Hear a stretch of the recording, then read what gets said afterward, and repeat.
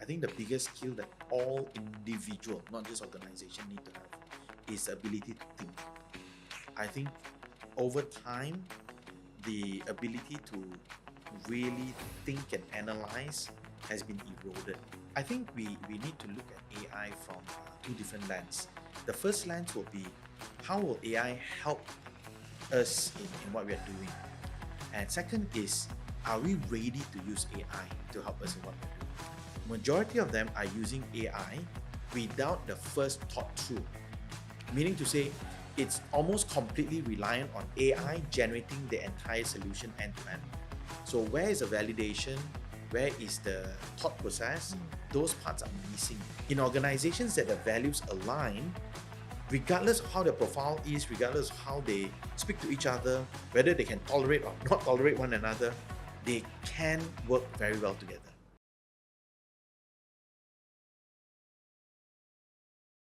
Hi, I'm Lily, the founder of MQ Training. This year we will be celebrating our 20 years anniversary, and with that, we are glad to launch this event called Anniversary Learning Fest, whereby we're gonna have 6 trainers offering 6 one-day program, all very future-ready program offered to our clients on complimentary basis. Today, I'm honored to have one of the trainers in the 6 programs with us, Soo Hoo, for us to talk about this MQ celebration here. And let's welcome Soo Hoo. Hi, Hey. hello everybody. Yeah, would you like to give a quick intro? Just like how we do it in class. Hello everybody, my name is Soo Hoo and I'm very honored to be here supporting MQ20. All right, thanks, Soo Hoo. Well, I think first and foremost, we'd like to maybe talk about maybe Soo Hoo and I. Yeah, the partnership of Soo Hoo and I. I don't know. I was trying to recall this morning, but I don't know whether this question come too quick for you. How did the partnership start, and how did it take this way? I mean, this long, and I don't know anything that you can remember in your mind. Tell us. I think the most memorable in the beginning was the workbook. Workbook, That okay. one is it's really etched in my mind because I completely forgot I was supposed to print the workbooks until the day before the class. Okay. So I managed to get my printer to churn out the workbooks, and because of that, I remember very distinctly, MQ stuck in my head already. Every time I see MQ, must check first my workbook prepared already or not. So that I think is one of the earliest programs we did together. I think. Yeah. I remember our partnership actually. One of the main industries I work with is financial institutions. I work with Soo Hoo a lot. Tapping on his experience working in the banks before to train the banks or financial institutions on sales, leadership, and all those. And since you shared yours memorable moment, let me share mine. One of the very memorable moments I had with Soo Hoo. Again, that was many years ago. After Soo Hoo's did one program for one of the bank, I think about 6 something or 7 o'clock, I got a call from him. I don't usually get call from trainers at the end of the training program. So that evening, when I saw the call, the first thing that came to my mind, something must have gone wrong. Something must have gone wrong. And anyway, I picked up the call and I find it okay, later I'll share with you my feeling. That call was about Soo Hoo called me. He said, today I did the program like this. I think the participants seem okay only. The impact or the response may not be as good as how I did it before. And I don't know, I have not taken a look at the participants' feedback, but this is how I feel. And it could have been better, but I just want to let you know. In my mind, first time I got a call from a trainer, sound like a confession. Forgive me, Father, for I have sinned. Sounded like a confession kind of thing. But in my mind, I didn't think that. I didn't. I was touched.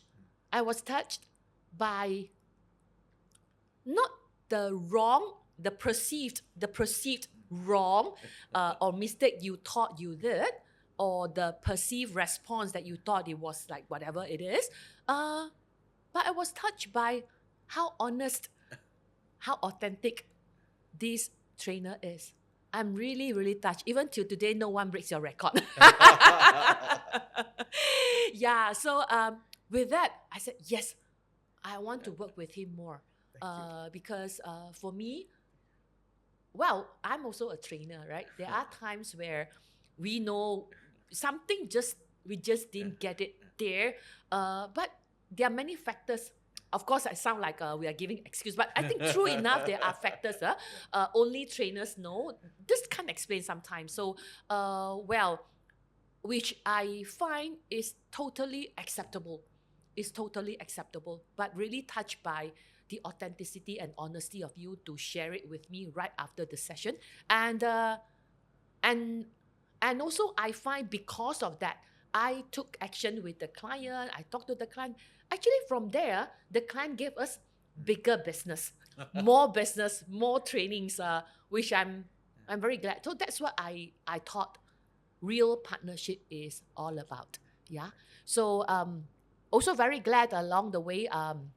There are many sessions. Soo Hoo work together with MQ, not just in the area of sales, but it actually span into other areas of NLP and leadership and all those. All right. So well, maybe I don't know. Tell us a little bit about yourself.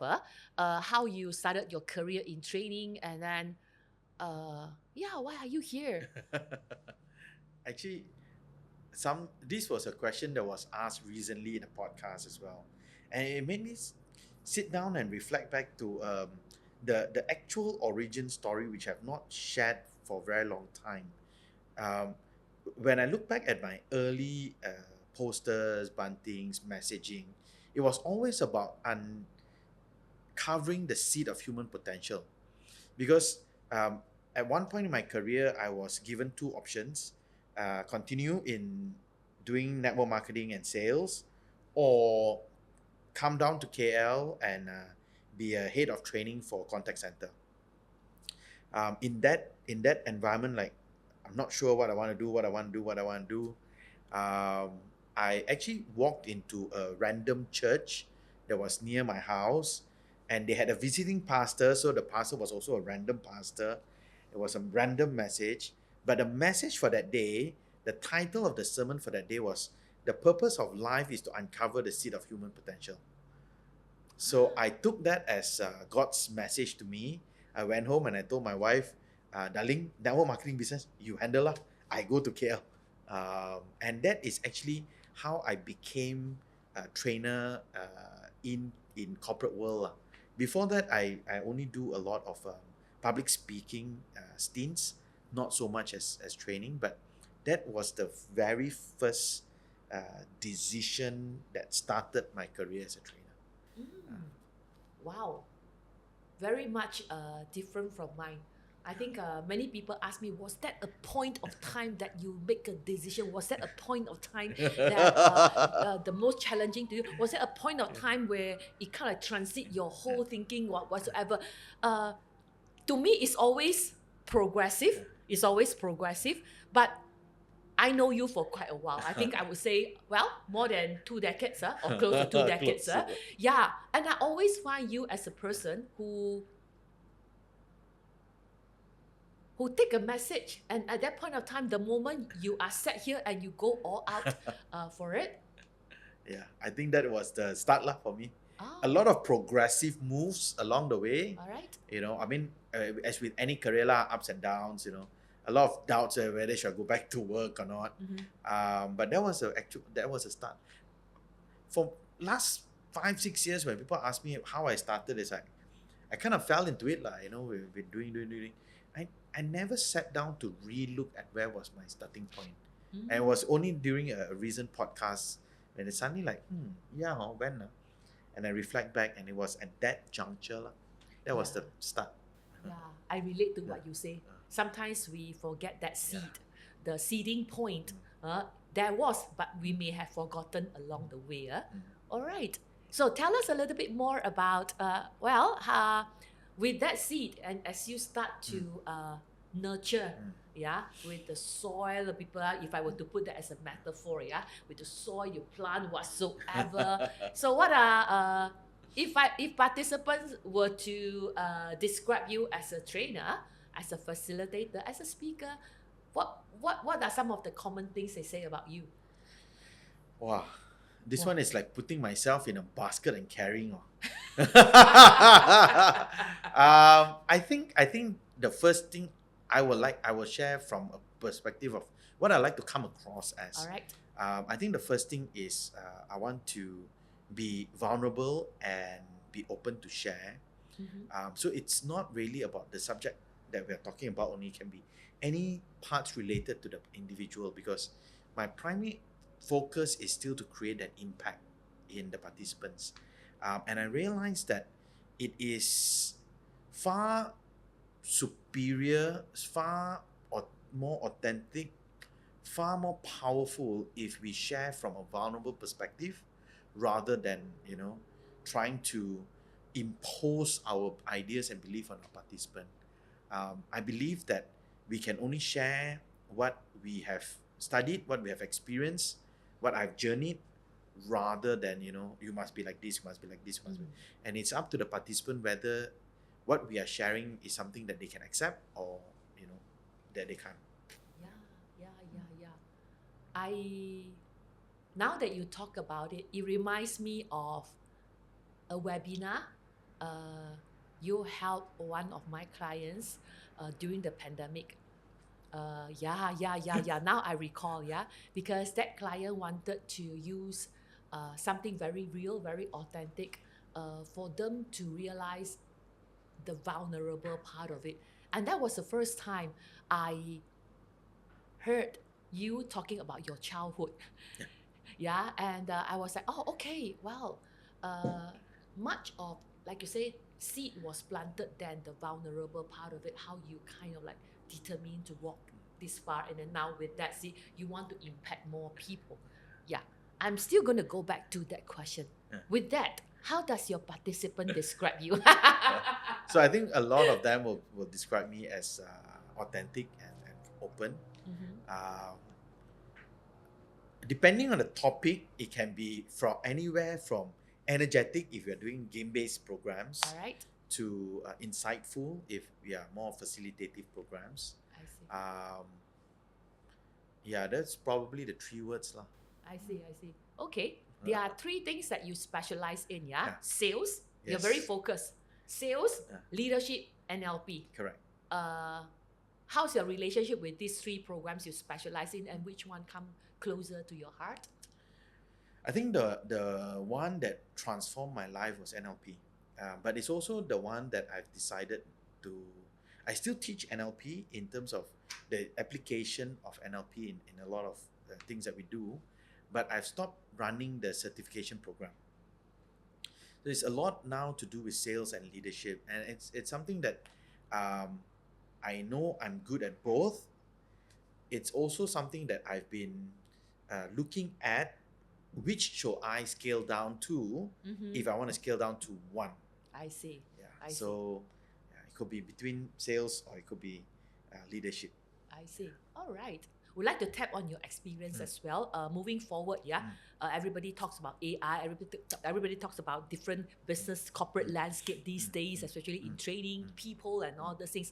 What do you think, or what do you see the future is like, or maybe and more so from the perspective of human or maybe people development? I think we need to look at AI from two different lenses. The first lens will be, how will AI help us in what we are doing? And second is, are we ready to use AI to help us in what we are doing? I see. I'll give you an example. We generally would think that the Gen Zs are ready with AI, but there's a problem with the Gen Zs using AI. Majority of them are using AI without the first thought through. Meaning to say, it's almost completely reliant on AI generating the entire solution end to end. So where is the validation? Where is the thought process? Those parts are missing in a lot of people who are using AI. Whereas there's another group of people who completely don't want to use AI, you know, and like, oh, you cannot use AI for everything, you know, you have to think through and. But at the end of the day, I believe AI is just a tool to optimize what we're doing. We really need to plan through, think through, and use AI then to just kind of become our check and balance. It's sort of in the past, we may have to assemble a team of 5 or 6 people to brainstorm through something. But now we can brainstorm with AI who can act as 5 or 6 people. I think that is the key of the usage of AI. In people development, for example, it has always been very difficult to create pre and post program content that is customized, you know, and a lot of people, a lot of trainers always tell me, Soo, you must have a book, you must have a book, you must have a book. When you're an author of a book, you become an authority, right? And I took that as a sort of like, yeah, something I must do. But at the same time, with the amount of training hours that we are fulfilling, people who have the content to write a book generally don't have the time to write a book. And you know, if you have a lot of time to write the book, you may not have the content. Yes. Fully agree. You know, the pandemic helped a lot of people, right? Yeah, you're right. But out of the pandemic, I think a lot of us get caught in the day-to-day running again. And I realized, hey, wait a minute, why don't I use AI to help me write my thoughts, right? I can still record my lectures, my training, my conversations, convert it into an AI transcription model, refine it into a book. And now not only can I write a book, I can write a customized book for every individual that I meet. So AI is there to help us. I think it's really very helpful today. It can get scary sometimes when we look at the videos that it can create, you know. Scary, right? Yeah, sometimes I really feel scary. It looks so authentic, so real, but you know, it can be completely AI created. So things like that is happening in the world right now, and I think we are at a time where we are trying to sort out what role will AI play in the future. Will it be something that we completely rely on, like how a lot of the young people are using it, or will it be a tool for us? Well said, which I fully agree. Well, my final question to tap on your experience, especially, okay, you as a master, because the moment Soo Hoo's name is mentioned, everybody says, oh, that guru, that master. So let me tap on your mind for this, which is, what do you think would be one skill, if there is one skill that organization must have as we move forward with all these changes now, what would that be? I think the biggest skill that all individual, not just organization, need to have is the ability to think. I think over time, the ability to really think and analyze has been eroded.